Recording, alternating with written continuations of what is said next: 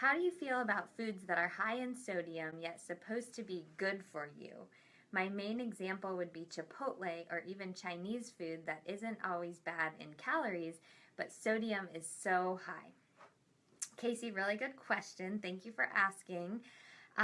So a lot of thoughts on this. Chipotle is really great because they use good quality ingredients and they're really big on using whole foods only. They use non-GMO food products.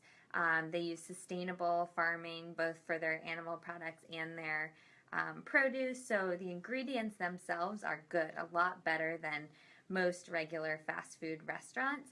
So that's a good thing. But there's too much of a good thing in many situations. And Chipotle, unfortunately, happens to be one of them. So Chipotle is just a lot of food.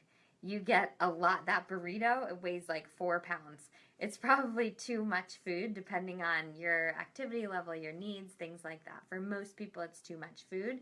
And then you're right, there's a lot of sodium in there in Chipotle. So I put together two examples for you guys. This is kind of fun. The first example is a burrito.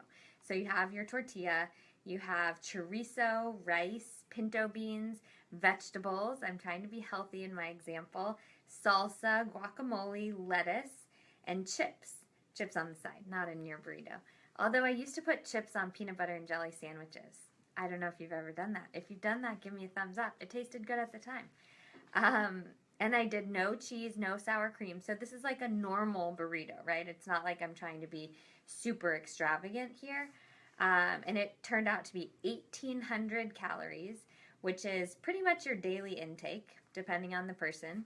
And 4,210 milligrams of sodium.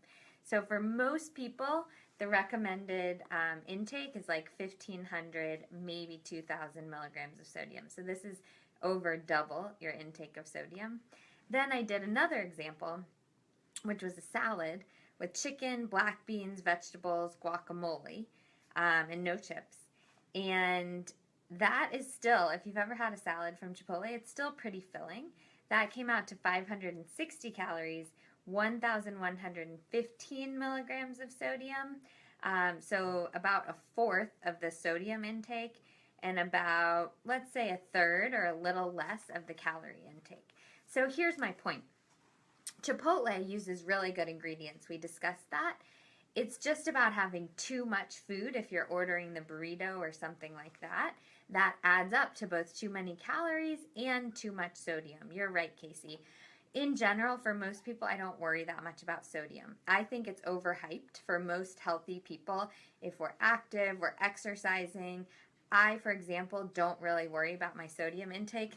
Literally, I didn't plan this, but within arm's reach is my pink Himalayan sea salt because I love this stuff. My body craves salt, and so I have that right there, right with my fork.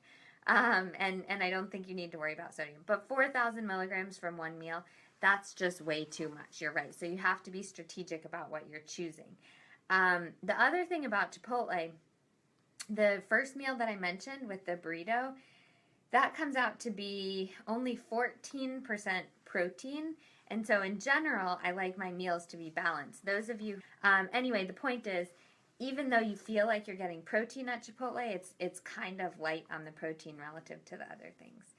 Same thing with Chinese food, kind of light, kind of heavy on the carbohydrates really, and really heavy on the sodium. If you're having Chipotle or Chinese food every once in a while, I say, fine, don't worry about it.